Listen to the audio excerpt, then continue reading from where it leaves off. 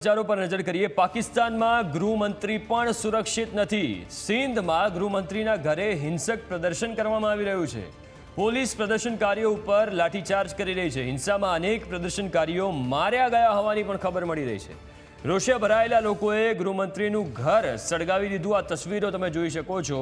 આ એ પાકિસ્તાનની તસવીરો છે। પાકિસ્તાનના ગૃહમંત્રીના ઘરની તસવીરો છે જ્યાં લોકોએ આગ લગાવી દીધી છે। આ એ પાકિસ્તાન છે જે ભારત જોડે યુદ્ધ કરવા ઈચ્છતું હતું। એમને અંદર જ એમના જ દેશમાં યુદ્ધ ચાલી રહ્યું છે। લોકો સેના અને સરકારની વચ્ચે, તેમ છતાં પણ પાકિસ્તાન યુદ્ધની વાતો કરતું હતું। આ તસવીરો તમે જોઈ શકો છો। તો રોષે ભરાયેલા લોકોએ પાકિસ્તાનના ગૃહમંત્રીના જે ઘર છે એની ઉપર પણ હુમલો કરી દીધો અને સળગાવી નાખ્યું હતું। એટલે કે ગૃહમંત્રીનું ઘર પણ પાકિસ્તાનમાં સુરક્ષિત નથી।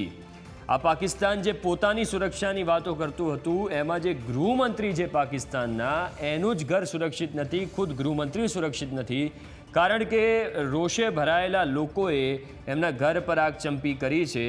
સાથે પોલીસે લોકો પર લાઠીચાર્જ કર્યો, પ્રદર્શનકારીઓ પર લાઠીચાર્જ કર્યો। એમાં કેટલાક પ્રદર્શનકારીઓ માર્યા ગયા હોવાની પણ વિગતો મળી રહી છે।